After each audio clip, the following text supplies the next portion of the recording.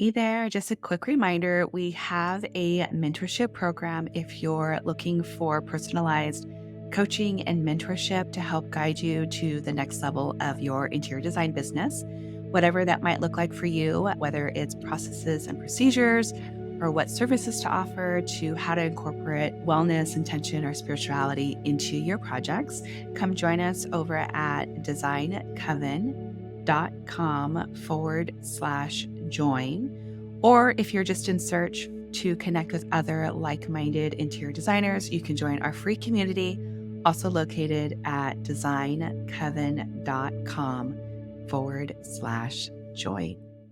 You're listening to the Holistic Interior Design Business Podcast. This is a podcast that guides you as a new or inspiring independent interior designer navigating your entrepreneurial path. Here, with my over 20 years experience, I will share my holistic approach to design with intention and ancient practices, including feng shui, all incorporating mind, body, and spirit into my design projects. You will also learn from seasoned interior designers as they give strategies and insight of how they built their businesses and continue to work in the field. Together, we will discover supportive trade partners, new ideas, creatives, and inspiring artists from around the world. I am your host, Rachel Lorraine Crawford. Hello, welcome back to the Holistic Interior Design Business Podcast. I'm super excited. I have my friend Lara Worm here with us today at Bivouac Ciderworks, and we get to be in person. We're in the actual space, which is really cool.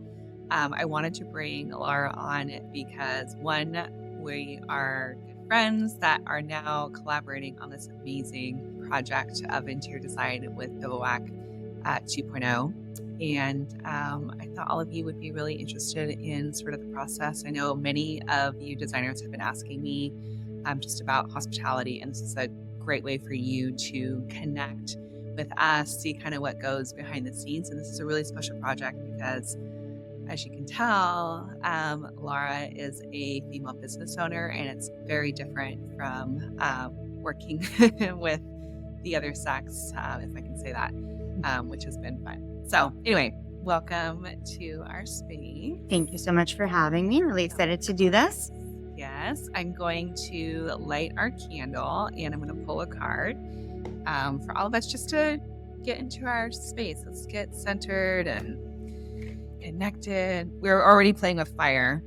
Lara was playing with fire and trying to create a signature scent. So we're kind of in that witchy, fiery mode. Our space smells like a campfire right now. Yes, that's fantastic.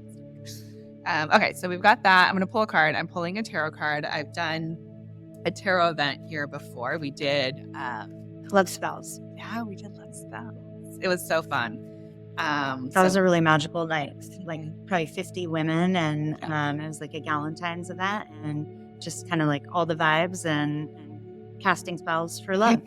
Yeah, so I'm like, I feel like we can pull a tarot card on this episode. So our card. Oh my God, we got the lover. Oh, that's funny. That's perfect. Lovers. We were just talking about the coven of loving, but also the lovers is partnership, and it doesn't always have to be a romantic partnership. It could be a partnership. No.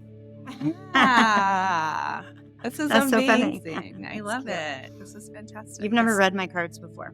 No, let's do that. Okay, we're gonna do that. And this is so fun. When we were talking, like, you all know that I usually do these episodes virtually, and we're like, no, we got to be together because that's how we met. I actually would love to go into that too before we even start on home and all that stuff. Do you want to share a little bit of how we connected? Sure. We had a really cool friend named Christine, and we were at an industry event, San Diego Magazine Best of event, like 4 years ago. Yeah. It was like kind of at the very beginning of Bivouac, and we were there and just like having a great time. And then this like magical woman walked up, and I'm like, who is this? I need her to be in my life. And so our friend Christine introduced us, and we just like immediately energetically connected. And I was joking because only about a few weeks ago I changed her name in my phone from Rachel Christine's friend to her actual name. So I thought we're actual friends now. It's been 5 years, so I feel like we can make it official. But so we just really, honestly, I feel like it was like an immediate energetic connection. And so we've always been like party friends, I guess you could say. Like we'd run into each other at fun times all the time, like at every single amazing fun event. We always kind of like end up seeing each other and then gravitating towards each other and hanging out. And then when this opportunity came up to create this really magical space that we're doing at Bivouac 2.0, the Adventure Lodge, I knew that Rachel is the right person for it. And so she's the only person I called, and she was excited about the project. And so I think it's going to bring a really amazing, like, magical element to what we're creating, because she knows me and she knows Bivouac, and like also brings like the mystical woman powered thing to the vibe. And it was really important for me that someone have a combination of all of those things, like understand why it's important that this space is woman powered, and understand what we're creating for the community, and understand me and understand the Bivouac vibe and all of those things. So she's local and kind of knows everything about us. So it really ended up being the perfect thing. So it's really like a full circle of our friendship, and then to bring us here to this moment of being the lovers. You know, we're now the lovers. So I'm just super, super stoked about all of this magic that is being created, and your black tourmaline just keeps calling. I wear this today for you. Can you share the story behind the black tourmaline and the connection with Bivouac? Yeah. I think that's really cool too. I've always really been drawn to black tourmaline because people think that black crystal pulls negative energy, but in fact, it pulls negative energy, it cleanses it, and then returns it to the world in a positive light. And so I always thought that was such a cool message. I like to, try to be that as a person, but really at Bivouac, and I tell my staff, like, this is our spirit crystal. And what I really want for this space, both Bivouac 1.0 and 2.0, is that this is a place that no matter who you are, no matter where you're coming from, no matter what's going on in your life, you can come into our space and we will take out any negativity and turn it into positivity and give it back out into the universe. And so I really hope that no matter if you're coming here as a customer or as an employee or as a participant in the artistic thing that we're creating over there, or anybody that walks into this space, I really hope that instantly they're hit with like a calm that takes over whatever was going on outside and just like turns it into positivity, and then you go back into the world and spread positivity. I love it. It's like this beautiful cauldron of positive vibes and dunking into it. And of course, we know apples are magic, so That's true. Here we are. Yeah, we've got some apples. I would love to tap into why cider. Like, what was the thing with the apples and cider that made you want to do all this? Cider is a historical drink. It was invented when fruit fell to the ground and fermented, and the kind of fairy tale or whatever that comes along with it is that the apples on the ground fermented and pigs ate them, and then they saw them getting drunk and they were like, that seems cool, let's try it. But all about the time that fermentation was happening, whether it be wine or beer or any type of fruit alcohol, that's when cider was invented. And so I really have always appreciated the fact that this is a naturally occurring thing that happens. Fruit grows on trees, yeast is in the air, and the combination of fruit and yeast makes alcohol. And so cider is from the earth, and it's kind of like the most down to earth alcohol you can have. And so I've always been attracted to it for that reason. But it used to be popular in the United States. They like to say that Johnny Appleseed was actually planting cider apple trees because everybody used to drink cider. But after Prohibition, there was a shift to beer, and the national drinking culture didn't go back to cider for a while. So in places where there's a big apple culture, the Pacific Northwest or Virginia or New York, they do have a cider culture. But here in Southern California, I really think not a ton of people know about it. Really, cider is as approachable as beer, but as nuanced as wine. So it actually offers this like super unique combination of factors that I think if people try it, they will see how many amazing possibilities there are. It's great pairing with food. You can have super dry stuff, you can have sweeter stuff, and cider is made of apples or pears. We make most of our stuff from apples or pears, but really any type of fruit wine, I think, is, as the education gets out there and as people start to try the different options, they will see how amazing cider is. I lived in Australia and London, and both of those places have cider cultures. And so I tried it when I was there, and I was like, this is great. It's a really good beer alternative, but it's also just like a really nice drink generally. So my mission these days is to spread the word of cider, and that's kind of like the inspiration behind Bivouac 2.0 is to bring cider culture to San Diego and to really kind of educate people on the possibilities and encourage them to give it a try. Yeah. So speaking of 2.0, I want to hear all the things, or I want you to share with everybody what we're doing, because there's so many concepts going on over there. But it's so true to your brand and what you're doing. So maybe we'll back it up a minute and just talk a bit about why adventure and how that's one of your key values within what you're doing and how that came about, and then what you're producing over there, because it's a very magical space. If anybody wondered if I had ADD before, they can step in this space and I'll be confirmed. But so adventure, our motto is embrace your adventure. And that, started with our creation of the company. And the point in this was there are so many people out there who love embracing nature, who love hiking, camping, climbing, and they kind of have a healthy lifestyle, and they like fine food and beverage.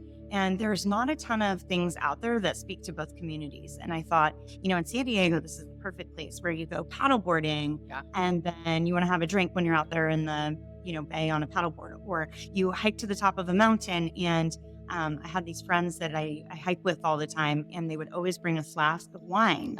And every time we would summit a peak, they would, crack open their flask of wine. And I thought, they really need their own drink, And so that kind of spawned the embrace your adventure thing.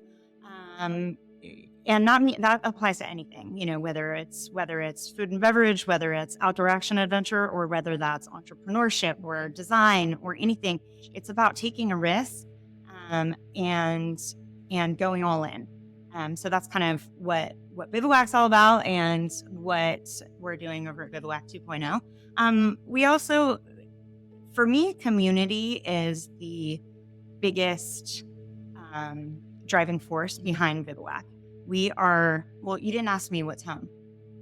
I didn't, but it sounds like community is part of all that. Well, do you want to tap into that? Does that relate to all of this? Yeah. All right, let's do it. Okay. What's home for you? So when you were mentioning that we were going to talk about what's home, I thought through all of the things, and there's so many things, right? Like right now, I live basically at Bivouac.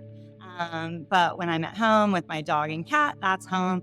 And I spend a lot of time with my family, or when I'm hiking or paddleboarding, I thought, you know what? Home is San Diego. And that really is the core of all of this for me. No matter if I'm living somewhere else or traveling or anything, when I arrive back into San Diego, like, this is home. And it really embodies and encompasses everything that I love, generally everything that I love. So for me, I really wanted to hone in on that at Bivouac 2.0 and create a space that feels like home for people. Yes.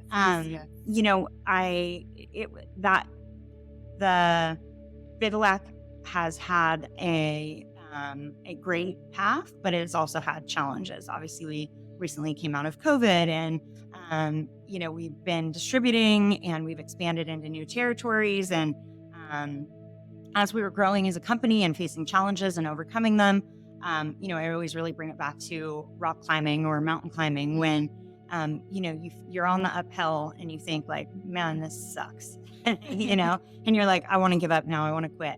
But you keep going. And when you get to the top and you like look out over that landscape and, your adrenaline calms down a little bit and you get that moment of like, holy shit, this is why we did it, and for me, that's everything we're doing here. Like, I want this space that we're creating at Bivouac 2.0 to be like, holy shit, this is why we're doing it, And so the original reason that we're doing it is because when we came out of COVID and really started to expand and grow and people started to learn about the brand and learn about cider and all the cider category is growing, we've run out of space here at Bivouac 1.0. We've got this tiny little tasting room in North Park, and we've got the tasting room, a full restaurant, all of our production, and it's in this 2,500 square foot space. So we've really done a lot with a little, but we're busting out the seams. And so we needed more production, but I really wanted a space that we could both produce and educate and create community. And so I looked at a lot of other places outside of North Park. We've been here in North Park for almost 6 years, and I love North Park. I think this is like such a wonderful community that the businesses, it's like one of the only places left in San Diego where you can find the owners at the businesses working in the businesses. And you're here all the time. Whether we like it or not. Yeah. Whether we like it or not. But really, I think, people take pride in it. And I grew up in San Diego. My dad grew up in San Diego. My family's been in business in San Diego for about 70 years. And the tradition has always been like working in the business. My grandpa was a chef. My dad's a chef. My brother's a chef. So, there's something about doing hard work in your business and connecting with your customers. It just makes the whole thing special and meaningful, and like you see the fruits of your labor immediately. And so for me, being in North Park, like the community has been so wonderful to us, and the neighborhood association is cool, and it's just like a really cool vibe. Yeah. And it's hard to find, not only in San Diego but anywhere in the world. It's hard to find that true, unique, diverse connection. So I looked at a whole bunch of places, and then the space next door to Bivouac became available. And I was like, this is just, too good of an opportunity to pass up. It is right next door. It's, if anybody remembers, it was 2 little dance studios. So they're basically like these little shoe boxes, but one was a ballet studio and one was like a hip hop, and then you used to have African dancing. And it was actually really fun because they would be like classes over there. It'd be like samba dancing or, with the African drums, and it'd be, bring life to the neighborhood. And both of those studios left just shortly before COVID. And I think the block lost a little bit of life. And so I really wanted to bring life back to the block and bring something, the space is like an ode to North Park. It's a clubhouse for people that need it. I was reading an article yesterday that was about loneliness. And after COVID, people really went in isolation and stopped hanging out with their friends. And like life's gotten so overwhelming, and you feel like we're so busy all the time that we don't want to make any plans. And people are working from home, but then you're isolated in your living room. And like even the Starbucks by my house, people used to go and hang out there, and they changed the design so you can't sit there anymore. And that's like the one by mine. They changed it. Yeah, I think it's a whole business model choice because they don't want people hanging out, and and again, respect to businesses for making their own choices. That happens, but it is very hard to find a space where you can interact with friends and the community and be comfortable and just hang out. And everybody's so focused on making money as fast as possible. And I think that's necessary, right? In business, if we don't focus on money, then we're not going to be in business. But there are other types of capital that I think are of value, social and like human resources capital, like taking care of the people that work for you, environmental capital, trying to, not make choices to the detriment of the environment in furtherance of easy money. And in community capital, like investing back in the community, whether that be charities or whether that be people knowing your face or other people, buying in or believing in the business. And so, I think personally with all of those things, like money will come. And so for me in building Bivouac 2.0, that's my matrix of the mission. Like, how do we cultivate a space of community and environmental sustainability and employee happiness? As we started building this place and designing it, the original inspiration was Bivouac, the word bivouac. Yes. First, yeah. We didn't do any. We should have done like the basic of like, okay, what the heck is Bivouac? I know. Why don't you start there? Hello, I'm Lara. Nice to meet you. Yeah, thank you so much for having me on the podcast. What is Bivouac? Bivouac. What is Bivouac? So first question everybody asks, how do you pronounce it? Bivouac. And the second question everybody asks is, what does it mean? So bivouac means temporary camp. And it's a word used in rock climbing, camping, military that basically means camping without tents. And we have, that plus Embrace Your Adventure plus everything we're doing here. It's all so connected. Yeah, that feeling of impermanence and community and adventure. Like, we're going to go out and see what we get into. And so it all kind of ties in together. So I'm a little bit fancy, which, every single day we're both wearing some type of animal print and some type of gold jewelry or whatever. Connected in that way. Just the aesthetics has to be like just right. Yeah, which is so important. Yeah, right, exactly. And so I've said a lot of times, like, our brand is rugged meets refined. So our target consumer is one that like appreciates the very best food. Wants a ribeye steak and locally grown vegetables by the campfire with a can of Bivouac in their hand, or is wearing, I would always say, the Yeti cooler customer. Like, we want people who understand quality, who understand aesthetic, who understand that, like, looking good, feeling good, eating well, it's all connected. Doing it's just good. Like just having that confidence. And I think that's also part of what you're all about too, is the confidence of being in our skin, being women. So many of you that are listening are business owners, and it's just, we're empowering each other. And that's one of my values for sure, is just that empowerment. And that's why one of the reasons why I connected with you so much, because if you hang out with her, it is like power women, like, we're going to rule the world. Like, it's pretty rad. Yeah. And like, I was kind of born that way, and my mom is that way. And really instilled those values in me. And, I always say, like, I'm a card carrying feminist, and it really did not matter what business I was doing or what career I was in. Like, I was going to turn anything into like a feminist enclave with animal print, so, so everybody's like, what does this have to do with cider? I'm like, it doesn't really matter. That's what we're doing. If I rule the world. So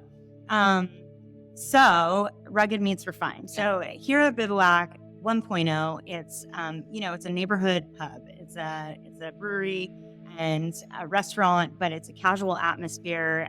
You can dress up if you want to, but you could come in, pajamas if you wanted to. And the food we serve, I call it San Diego comfort food. And I really like to be cater to a very diverse clientele, where anybody that walks in, I don't care where you're from, how old you are, what you were doing before that. When you come here, you're treated like a regular. You feel welcome. You're given the education about what we're doing here. And so I feel like we've really nailed it here at 1.0 to create that energy. So at 2.0, I wanted to expand upon that energy, but make it a little bit on the refined side. So the whole inspiration was a glamping yurt. So if you know what a yurt is, it's just like a round temporary camp. And there are so many like things about a yurt that, the shape of it, how it's constructed, where you put them, the design inside. But something that is unique about yurts is that in camping in a regular tent, it's like you put up the tent, you have your sleeping bag. There's something refined about a yurt. You can still like be out there roughing it or live off the land, but there's something like magical and designy and like a living room. It's like a house, but it's a temporary house. Exactly. Yeah. It's like a tent mansion. Yeah. It's like, that is what we're building, a tent mansion. So glamping yurt was the original inspiration. And when I first went into the spaces, it was 2 shoebox buildings with low ceilings. And I had no idea what it was going to look like. Mm-hmm. But my roommate had just gotten back from Burning Man, and I've never been to Burning Man, but she showed me the map, and everything revolves around this community center. And then there's all the different camps that are outside of it. And everybody goes to their individual camps and does, an art thing or a bordering or whatever. And then they come to this central space where there's beautiful art installations and community. Yeah. And I thought, that's brilliant. And like why, I guess, Burning Man is so magical to so many different people, because it creates that exact thing. You're thinking about art, you're thinking about the environment, you're thinking about people, you're thinking about, friends and community and things other than a fast-paced life of commerce. So I thought, what a cool concept. So I found this architect, actually, because she was here at buying Bivouac one day. My gosh, and I'm sitting, back here at the swing, and she was grabbing some cider. And before we even exchanged names, they started talking about the patriarchy. And I'm like, what do you do? She's like, I'm an architect. And I was like, oh, I might need an architect someday. And then a year and a half later, I was like, oh, who's that, feminist architect? So I called her and I was like, hey, I have this crazy idea. I don't know if it'll work, but before I sign this very long lease, I want to pitch it to you and see if it'll work. And so we sat down here at Bivouac 1.0, and she rolled out this long piece of paper on the whole communal table. And she took notes like I've never seen. She rolled as we went, as if it was like a Torah, so cool. Like it was a scribe, Yeah. And so she's taking all these notes, and I was like, I want this central location, and I want to have a tasting bar, and I want to have a store where we can sell camping stuff and bivouac merchandise, and I want to activate the space during the day. So I want a coffee shop, and I want all these art installations, and I want a bathroom that looks like my cat, and I want and I want a speakeasy, and it's inspired by Gertrude Stein and Ernest Hemingway, and I want and she's just writing oh my gosh. You would think she would react this is a lot, no thank you, but she's writing away, and then she comes back and she's like, here's the thing, and it kind of looks like the Burning Man map, it's a circle in the middle. And with all these things coming off of it, and I, she was amazing in that she took my completely chaotic brain in this really wild, makes no sense concept and made it work. So, in the round was the main feature for me that was going to define that whole space. I will tell you, I learned. Do you know what in construction is round? Nothing. No things are round. Yes, anything that's round is extremely difficult, time-consuming, and very pricey. Yeah, very expensive. It's really expensive. A round wall, don't do that. But, everybody's like, I've never seen this before. It's really cool. And I was like, I know now why you have never seen this before. You know what else is not round? Tables. We're trying to find round soft things. Yeah, granite. Any building material is not round, but we did it. It's round, and it's pretty cool, and very expensive. So please come and buy lots of cider. But so we've got the general store. Yes, can you describe kind of what that vibe is? And so we wanted it to be like a general store, like you would find, in a little small town or in a camping village. If you go camping and then you go to the store and you find firewood and tin fish and marshmallows for s'mores and booze and some equipment. Some camping equipment, and you forgot a pole for your tent and whatever is there. And so that's the vibe that we're trying to bring. And I think North Park is so cool and so walkable, but we don't have enough retail. There's not enough spaces where people will come here for the shopping experience. We have some rad, really unique, independently owned, vintage, and just really cool stuff in North Park, but it's not dense enough to bring people to the area to go shopping. So I was like, okay, let's create a storefront that makes people drawn into like coming and seeing what North Park's all about. So we've got a big picture display window that, can change seasonally. And we'll sell Bivouac merchandise and then like kind of high-end gifty camping gear. So think REI, but for gifts. Or I keep saying the pigment for outdoor adventurers, like somewhere that men and women and anybody else will want to come and like touch the stuff and try the stuff and see the stuff. And like, if you are into hiking, we're going to have Cotopaxi backpacks. And if you're, if you need a gift to go to your boss's, birthday party this weekend, and she's a hiker, you can take like a coffee table book and a campfire scented candle. Or, if you've just had this magical, great experience at Bivouac 1.0 or 2.0, you can sign up for the Cider Club and buy a t-shirt and grab some cider. And so then the other thing I wanted was like a grab and go kind of market, and really community driven as well. I keep calling it a chef driven pantry, but no, I love it. It's so cool. We have so many cool chefs in town doing, fun small batch things. And I thought, let's create a space where we can rotate, bring in small batch stuff, and people can either come in and grab charcuterie and hummus and, chips and salsa and take it into the tasting room and grab their own cider and kind of sit and build their own charcuterie board. Yeah, I think that's like one of my favorite things is creating a charcuterie board or creating a picnic. And I mean, I'm a sucker for like beautiful packaging and high quality product and cheeses and all the other things. So to be able to know that when I go there, everything I get is like totally targeted and created so that I can just mix and match and take it to go. But you can also eat it there too. Yeah. So I kind of had this vision of people like to do interactive things. And I think the days of like going and standing in a bar, crowded bar and like pounding whiskey or standing in a warehouse and drinking IPA, like that's kind of not what people want anymore. They want to do something. So we can do a cider tasting, or even if you grab a cider, you can grab, a Scrabble or, a game to play with your friends. And we will give you a cutting board and you can kind of make a little picnic basket of your own stuff and then sit down and create this like cool looking charcuterie board together.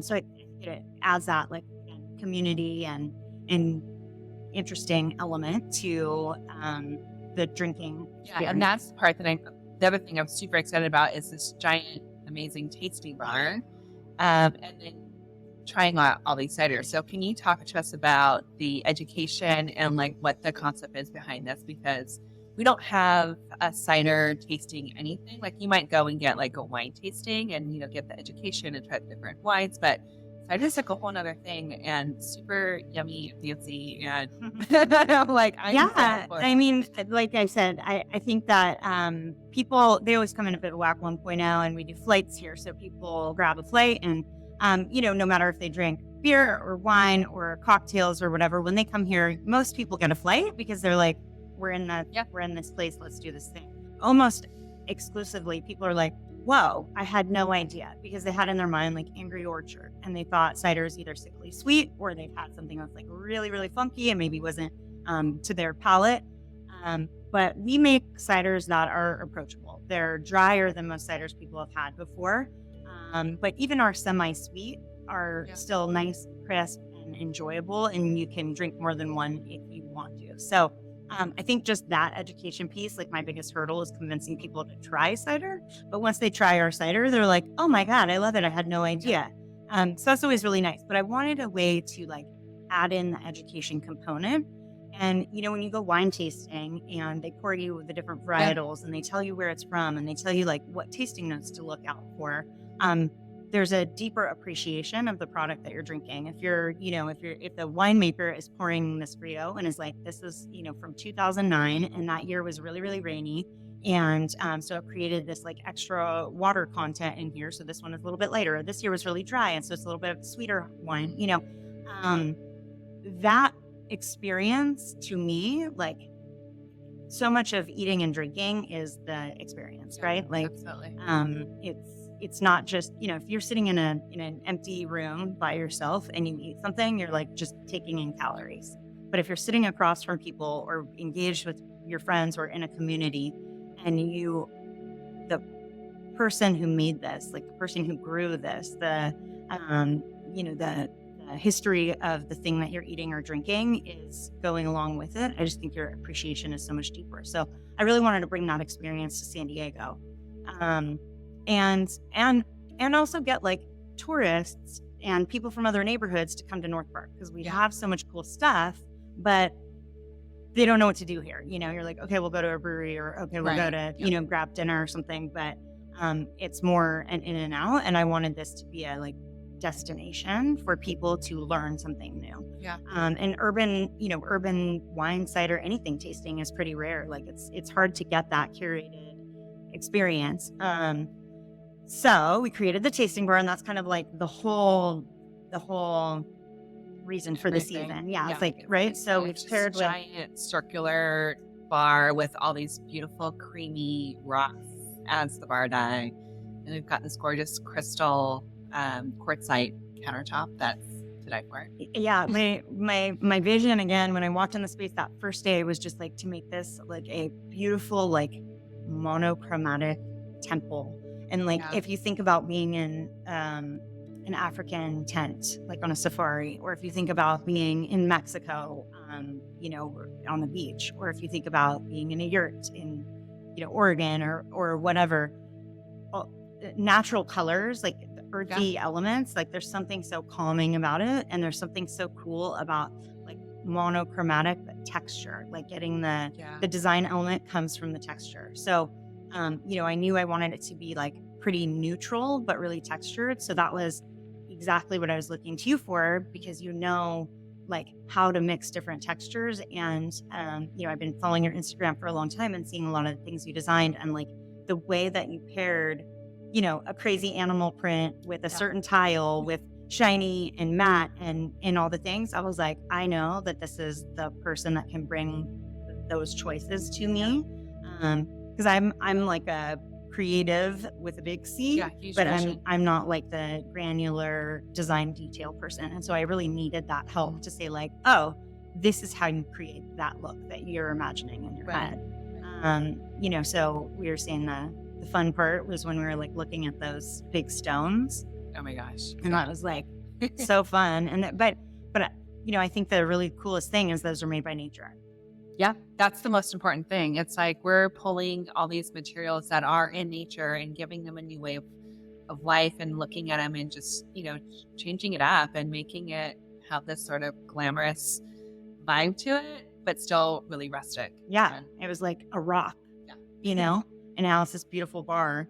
And I think so many places that are building these days, in food and beverage especially, are, stuff is expensive. Construction costs have gone up 40% since I signed the lease. It's been nuts, yeah. So things are really expensive. So people end up making, compromising on design choices because they have to. Right. But my fear is that everything that we're choosing is fabric, is like not real. It's fake, like fake. I don't know how to say it, like fabricated material, like faux material. And that does not last. It breaks down. And like, you can tell when you walk into a space, if it's all, plastic stuff, there's just something different about being in a space that has real stuff, And so that was really important. And like, I thought about compromising on the bar because it's a big, really big bar. But when we walked in that slab yard, it was like, we fell in love with this slab. We were just like, we were both drawn to this thing. We're like, what is that? Because you had something in mind, and we went a totally different direction, and it was just this gravitational pull to that one, and also the one that we've got in the salon, which reminds us of snakeskin, and we're both just like freaking out over the whole snake. Yeah, I feel like that's like a really interesting design thing about design, is that like you need an anchor piece, right? And so like that's what I felt like. I knew the vibe. I knew all the different component parts. I knew how the space was going to operate. I knew how I wanted people to feel. But I was struggling with an anchor piece or pieces in each of the spaces to then like inform all the other design choices. And I feel like when we walked in that slab yard, it was like, this is it. This is it. And actually, it was really interesting because we picked out, like, I think the two baddest ass things that were in there. Oh my gosh. And they weren't more expensive than the plain ones, because the plain ones are in high demand because they're neutral and simple and everybody orders them. And so these really funky, rad, weird, It's totally different. unique stones were less expensive because, like, nobody wants diversity. Yeah. And I was like, that is so cool for us. But also, like, you know, that, again, that says something like, I hate sitting in. You know, but I really think, like, diversity of every sort brings the magic, you know, it really brings the magic. So yeah, I feel like that was the day we really, like, turned a corner in terms of, like, knowing what the space was going to be and what choices we were going to make, because we, like, had that anchor piece. Yeah, it was huge. I mean, that was the day. And we want to share more of those stories with you guys as well. I think as we come in, we're going to create a few more podcasts just talking about some of these design stories and these aha moments and these inspirations. And we still have to go. I'm super excited. We have to still go shopping for, like, all these. Yeah. We already went shopping once, and I've applied for a new credit card. Amazing. Okay, so yeah, we went shopping once to the consignment shop, and we were like, we were crazy fun. Oh my god! Actually, I got this belt there. Oh yeah, she did. I don't know if you can see that. Yeah, of course, she got the belt. Yeah, it's cheetah. We had, like, if anybody's seen The Sweetest Thing, which I hope you have. I did see it. I haven't watched it lately, but I watched it when it. Everybody, go watch The Sweetest Thing. And the montage where they're in the store trying on dresses for the wedding, like, that's the best montage, I feel like, in any movie. And that was us that day. The people that worked there were dying. Yeah, and we were just like, yeah. And, like, we walked in and we saw, like, this big, huge painting of a naked woman. Oh, it was so beautiful. And we were like, we need that. Yeah. Like, instantly, we're like, we're buying that. And we, like, took it. We're like, we'll take this, you know? So I feel like those, again, like, anchoring details where you just know, you're like, this is the freaking thing, you know? So she's the mistress of the salon. Yeah. We'll share her on another episode. Yeah. I feel like the reason that this podcast is really cool, and I really love what you're doing, I've thought a lot about it. And, like, we've talked about this before, but women, I'm not saying only women, but women naturally are nurturing. And so when they take on a project, or they run a business, or they, raise kids or pets or anything, everything that they approach, they think about those things that I was talking about. They think about the community that they're in. They think about the people that they're dealing with. They think about the environment around them. And they just bring a really nurturing element to take everything to the next level. So I love what Rachel's doing to nurture and support women business, and to teach them. You know, I think we always talk about how, if you are looking for a job, you don't apply to a job where nobody there looks like you. And so, if you're a designer or an architect or a construction worker, anything, and you're like, I kind of feel like I'd be into this, but nobody there looks like you, it's really hard to find a mentor. It's really hard to find your path. So I really appreciate what you're doing for the design community. And I think, women kind of do this for whatever community that they're in. So I think a really fun thing to do on this podcast was, like, take our journey from, like, the day and the original concept, and then, like, honing in on each of the things. And, just, like, I learned a ton during this whole process, things that I never thought I would know about anything. And, like, how I look at something, or, like, I can't look at plans and, like, visualize what that means. So, like, they would send me plans all the time, and I'd be like, I literally cannot conceptualize it in my mind. But when I walked into the space, what we built, I saw from the first day I walked in there. Like, right now, when we walk in there, I'm like, this is what I created in my brain. And so, like, it's, people work differently and they see things differently. And so it's really interesting to kind of, like, walk through that process. So I hope we can.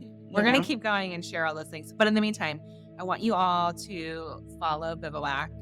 What's the Instagram website? Like, where would you like them to connect with you? So at bivouaccider.com on, I'm sorry, not .com, that's our website, but at Bivouac Cider on Instagram, BIVOUACCIDER.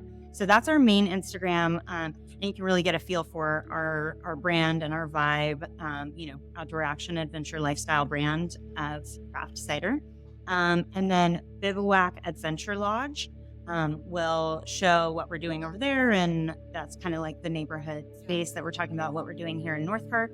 And if you want to follow me, SD Cider Queen, and I hope to do a little bit more posting, but I think this thing about women in business, it's like real important to me. And I think it's something that people need. They need to see other people that look like them doing stuff. And so, yeah, reach out or come see us, and we'll definitely have a Design Coven party there. Oh, yeah, we're going to do co-working there.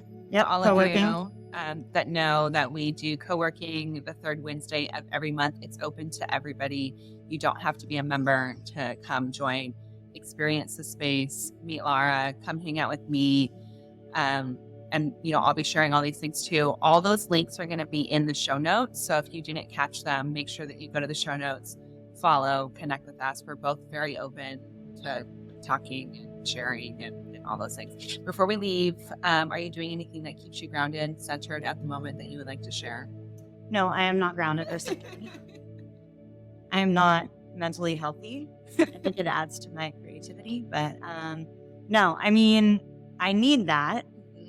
It is super important. Wait, I see you out on the water, like I do. Yeah, and you're with and your dog, yeah, Cleo, no, and for sure. Like totally I definitely like take time for joy and for connection with nature, but like every year I like run away to Mexico for a few days by myself and like connect with nature, be by myself, kind of like get grounded and centered. And it's really funny because every time I know that I need that, I start getting like crazy, like not, I'm usually like in a pretty good mood and like whatever. And if I'm feeling grumpy or if I'm feeling whatever, I know it's because I'm stressed and I'm overwhelmed or overworked or whatever. And, people are kind of like cheesy about self-care, and growing up, my family really did not believe at all in self-care, and they still do not, like at all. It's like work is the most important thing. And so it's been really, that's my like challenge all the time, is to say like, I know myself so well that if I do not take care of my body and get myself in the strongest, healthiest place, I can't do all of this. No, I right? mean, you're a very powerful person, and you're holding a team together, and now you're like leading this whole thing on. So yeah, it's a lot. It's for sure a lot. And like, I don't ever want anybody to look and be like, oh, that's easy, and I feel bad because it's hard for me. Like, it's fucking hard. It's fucking hard. Like, that's all I could say. And so I think it's, embrace your adventure is really the thing. I think appreciating hard things, doing hard things, climbing that mountain, understanding that last, mile up the mountain, it sucks. It like really sucks. And it's like, you think you might fall over and die. Like you really do. And that's how I feel. But when you get to the peak and you look out, you're like, that's why we did it. And we're almost there. We're not done yet. We're still climbing up close. Yeah. We're very close. We're coming up. This one hike I did, we were climbing up the mountain, and it was a very, very, very brutal hike, and it was not fun. And there was like half a mile left, and we started running into people coming down the mountain. So when you start seeing people come down the mountain, you go like, oh, we're close to the top, and we go, and usually people, every time we come down, they're like, you're almost there, you're almost there. And then we were there, and we're like, and we're like, are we almost there? And they're like, no. And we're like, was that worth it? And they're like, It's like, so I'm really hoping that doesn't happen. No, it's gonna be. I mean, we're almost there. We're almost there. Okay, we're almost there. Like, is it gonna be worth it? It's gonna be way worth it. I mean, just looking at it now, like that's worth it. It's really bad. Anyway, all right. So stay tuned for other episodes coming to you soon, and we'll see you later. We're gonna go next door and check things out. Excited. You've been listening to the Holistic Interior Design Business podcast. If it's one that you have been enjoying, please share with anyone else that you think can benefit from this knowledge, and leave us a 5-star review. That helps us get seen and found by other new and aspiring interior designers. And if you're looking for mentorship, I invite you to join our club here at the Design Coven. It's a bridge between school and real life interior design. We get in much deeper there. We have virtual and in-person events, so everyone is welcome. You don't need to have a design degree to be part of it, just an interest in holistic interior design. I also want to thank our editor, Marcy Ferry, and lastly, Kinseth Thibodeau, who is our music composer. Until next time, be well, and we will see each other soon.